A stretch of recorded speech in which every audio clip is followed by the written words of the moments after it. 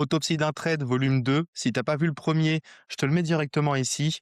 Il y aura 3 trades encore. Il va y avoir un trade sur GBP-USD, un deuxième sur USD-JPY que j'ai pris, je me suis fait BE parce que j'ai commis une erreur et je vais te l'expliquer. Et le troisième, c'est une analyse que j'avais faite avec un élève en live sur le gold et je vais te montrer ce qui en a découlé. Premier trade, donc sur GBP-USD. Charles a pris cette vente-là. Pourquoi il a pris cette vente-là? Je vais te l'expliquer. Je vais te la faire directement en replay. Je vais me mettre à partir d'ici. Voilà, lundi à 10 h. Hop. Donc, j'indiquerai pas forcément l'entrée exacte puisque du coup, on le fait en replay. OK. Donc là, qu'est-ce qu'on peut voir? On peut voir qu'on avait un price action qui était bullish. D'accord? On casse des structures ici, du monde qui achète. Puis là, on a notre retracement, on a une structure qui se crée. Et qu'est-ce qui se passe ensuite? Ensuite, le prix vient casser l'Asian High. Il casse l'Asian High et déclenche donc du monde à l'achat ici, avec des SL qui sont ici. OK? Puis là, le prix fait sa vie.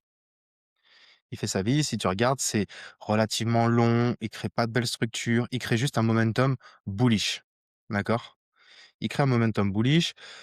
Et là, qu'est-ce qu'on peut avoir ensuite? On a le prix qui nous crée un mouvement speed ici, OK? Un mouvement speed, personne ne veut vendre, tout le monde veut acheter. Ce qui est intéressant de voir, c'est quelque chose que je dis souvent, je te le dis maintenant, les mèches, ça pue. Voilà, le prix part fort à la baisse, ici. Et on a un fort rejet. On a un fort rejet depuis quoi? Depuis ces niveaux ici. Donc entre-temps, nos BO Asian qui avaient des stop loss possiblement ici, peut-être même plus bas, c'est pas un souci. Eux, soit ils sont payés, soit ils sont mis à break-even et donc ils ont fini par se faire sortir avec cette mèche, OK?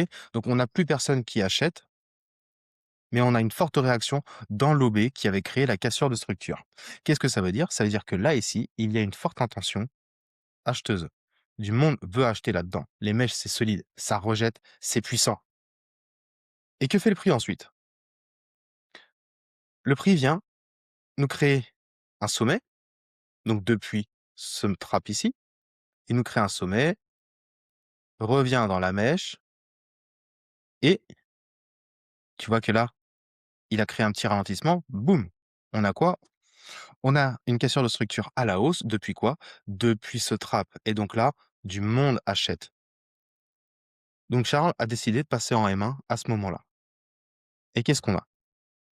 On a, ici donc je vais repositionner correctement, ce niveau ici, cet order block, hein, ce mouvement baissier avant la cassure. Où du monde peut potentiellement avoir envie d'acheter. Puisque si tu regardes, on avait cette espèce de conso dégueulasse. Je ferai une vidéo vis-à-vis des order blocks parce que l'order block est quelque chose qui est mal compris. Donc je ferai une vidéo là-dessus. On a une petite réaction, puis on casse. Donc personne ne veut vendre, tout le monde veut acheter. On a besoin d'attendre un petit peu et tu vas voir que les timings sont tout aussi importants. Là, tu vois, on arrive dedans et on offre des réactions. Donc là, hop, regarde. Tu vois la petite mèche ici? Donc là, on a le prix qui est parti à la hausse depuis quoi? Depuis ce niveau. Sauf que on a personne qui vend. Alors tu pourrais me dire: «Oui, il y a des SMC qui veulent vendre dans cette OB». C'est possible, mais la majorité du monde fait quoi? La majorité du monde achète. Le price action est bullish. Donc lui, précisément, où est-ce qu'il est rentré? Là, on a un petit mouvement baissier. Donc si on peut repasser à la hausse, quitte à recasser cette petite structure en interne, puisque ça ici, c'est un point haut ici et là, on a un point bas et je te montre le point bas précédent, sur de la structure certainement en seconde, le point bas est ici, OK? Donc patience, là, là, ici, on a recassé depuis ce petit trap. Si tu regardes, c'est la même chose que ce qu'on a eu ici. On arrive sur un niveau, on crée une cassure de structure depuis ce niveau, ce qu'il n'y a plus rien à aller chercher en haut, tout le monde est en bas et donc là, tu peux rentrer par exemple ici. Tu peux rentrer par exemple ici, ça, pour aller chercher quoi? Pour aller chercher ton trap ici. Donc ça te fait 9 R. et je crois que c'est ce qu'il a pris. Je le mettrai directement sur l'écran, mais il me semble que c'est approximativement ce qu'il a pris. Et donc le prix fait quoi ensuite? Il part à la baisse. Regarde, tu vois? Tu vois le rejet ici? Pourquoi? Parce qu'on a encore un autre order block ici, donc du monde qui veut acheter. D'ailleurs, je veux pas dire de conneries, mais je pense que si je trace un Fibo sur cette expansion-là, on a quoi? Ah bah tiens, on a un order block qui est au 61,8. Donc ça intéresse qui? Possiblement des SMC en petite unité de temps. Là, on est sur du M5, donc en petite unité de temps, peut-être bien du M1 ou autre, peu importe. Mais donc du coup, du monde qui veut continuer la tendance haussière, parce que le price action est bullish. Et tu vois, on offre une réaction et on repart à la baisse. Ici, nouvelle cassure de structure, donc possiblement du monde qui rachète. Ça doit être un autre niveau de Fibo, ok? Pourquoi pas reprendre une position de vente. Voilà, on est venu mitigate tout le FVG et on peut continuer à descendre. Le prix cool, voilà, TP.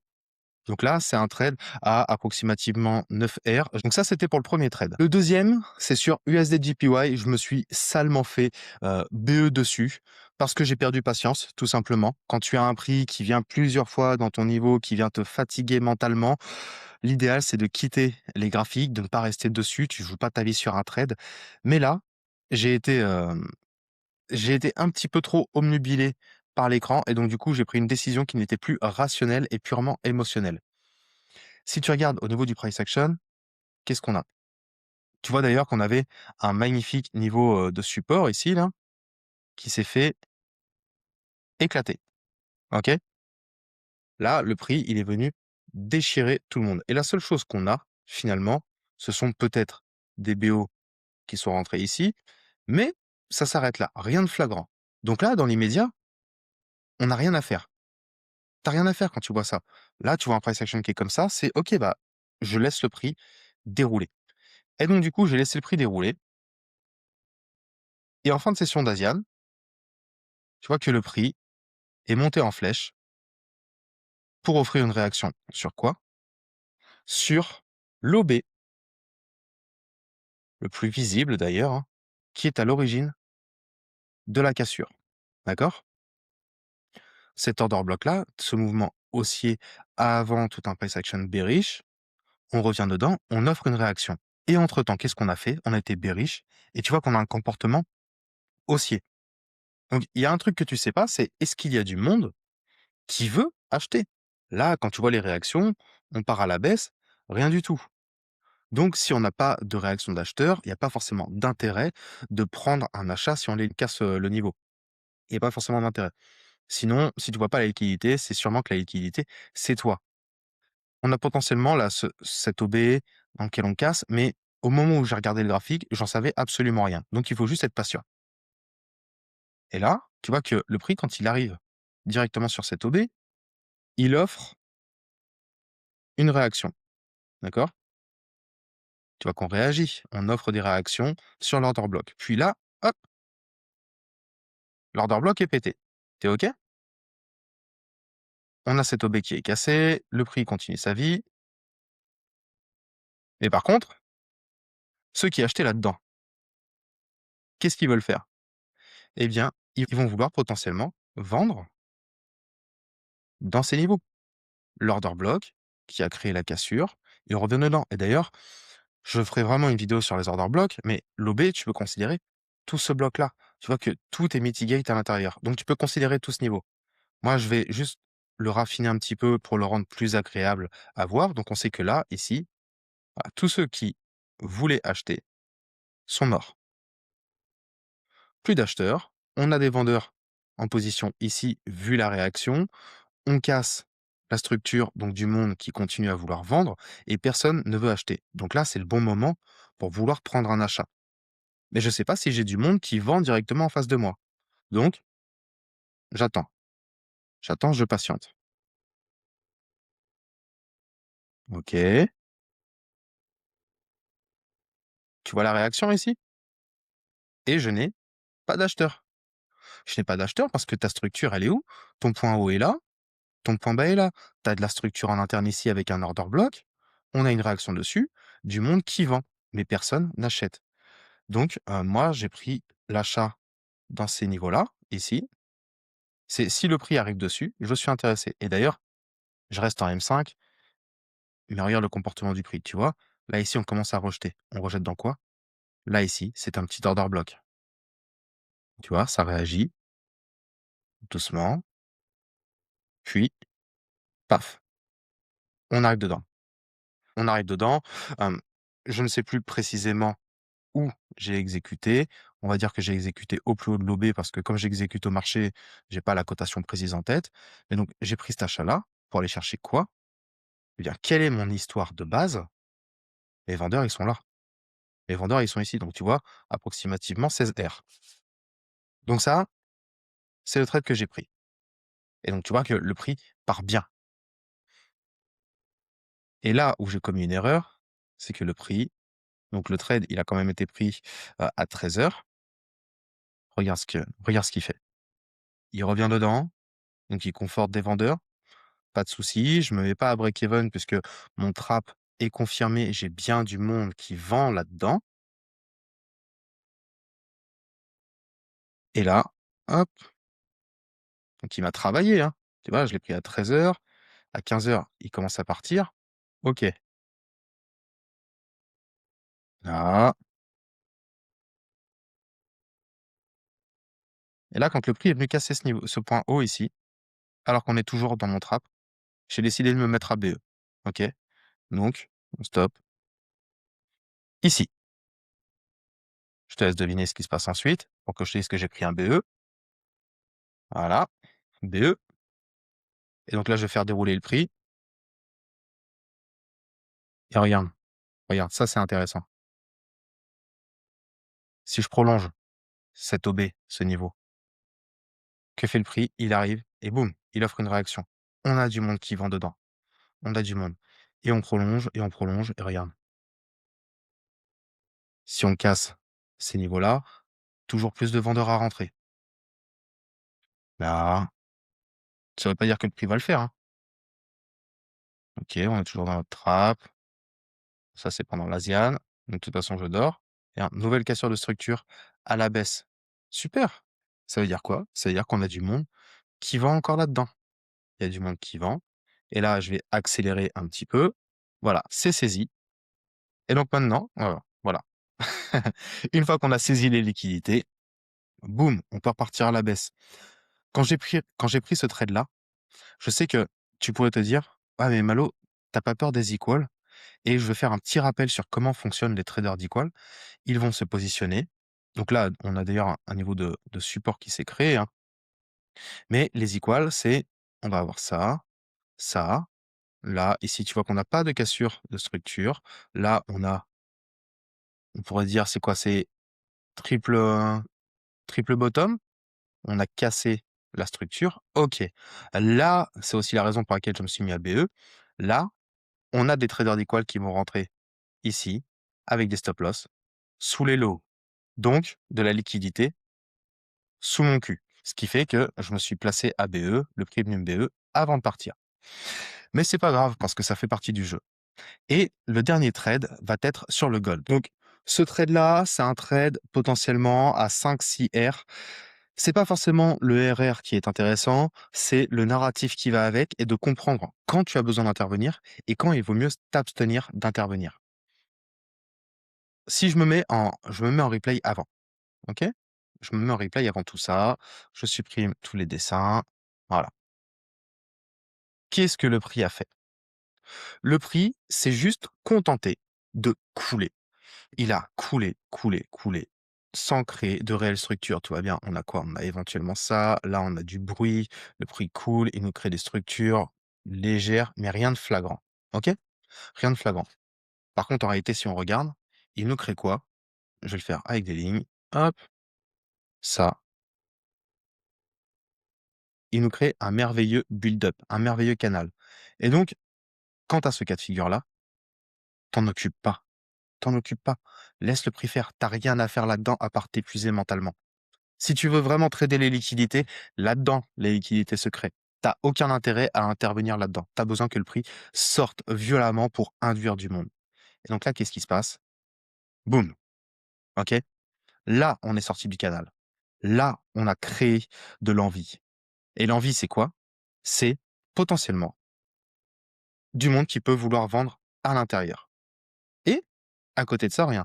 Le prix est descendu, on est sur le gold, donc le M1 a vraiment son intérêt, mais ici, cette petite bougie, c'est un order block. Si je me mets en M1, on va voir qu'on a un mouvement qui ralentit, qui crée un petit mouvement haussier, voilà, on part à la baisse, mouvement haussier, on casse. OK? Donc dans l'immédiat, c'est rien, c'est juste un OB.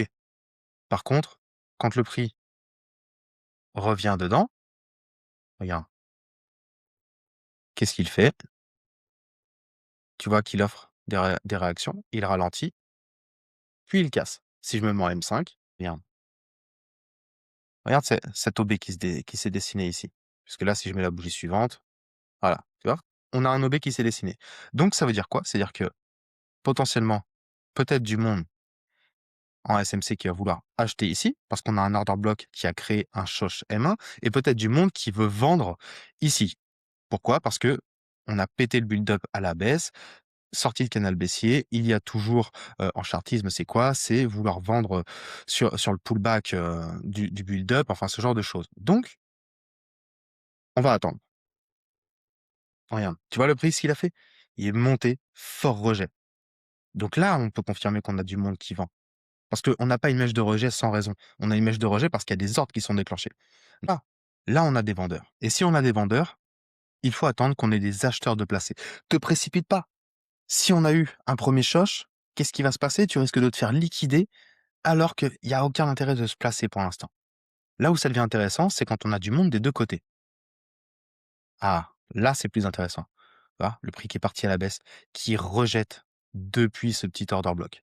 Donc là, ça veut dire quoi? Ça veut dire qu'on a du monde qui vend ici et du monde qui achète ici.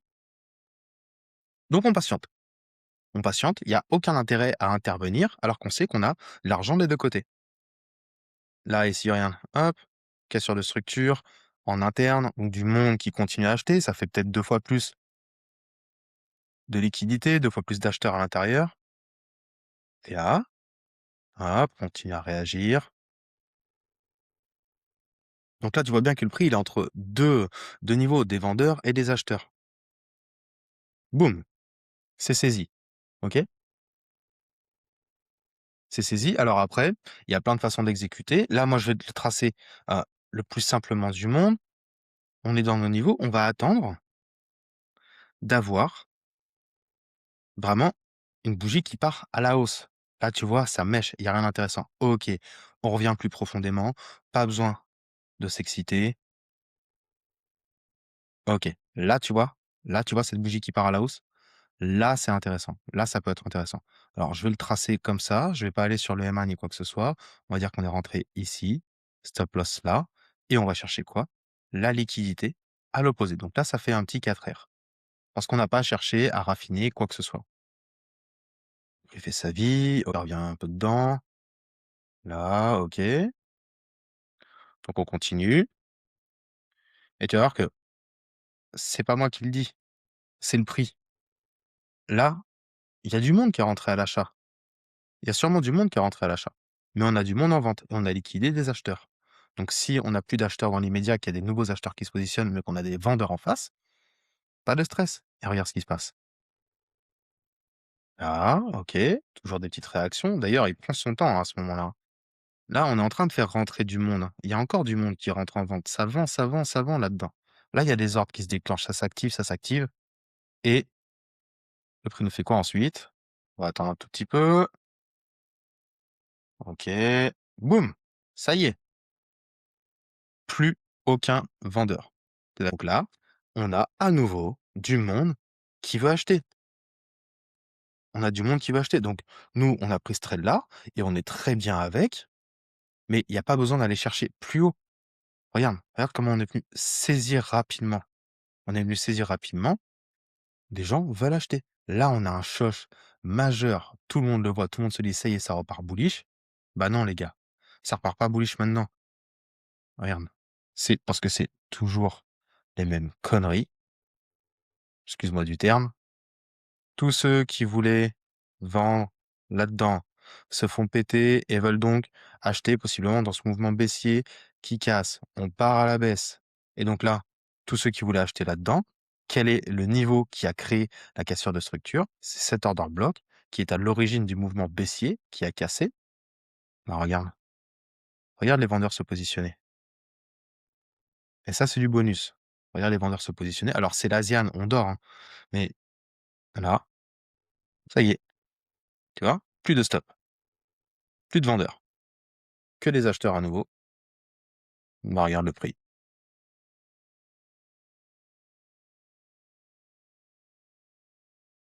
Voilà.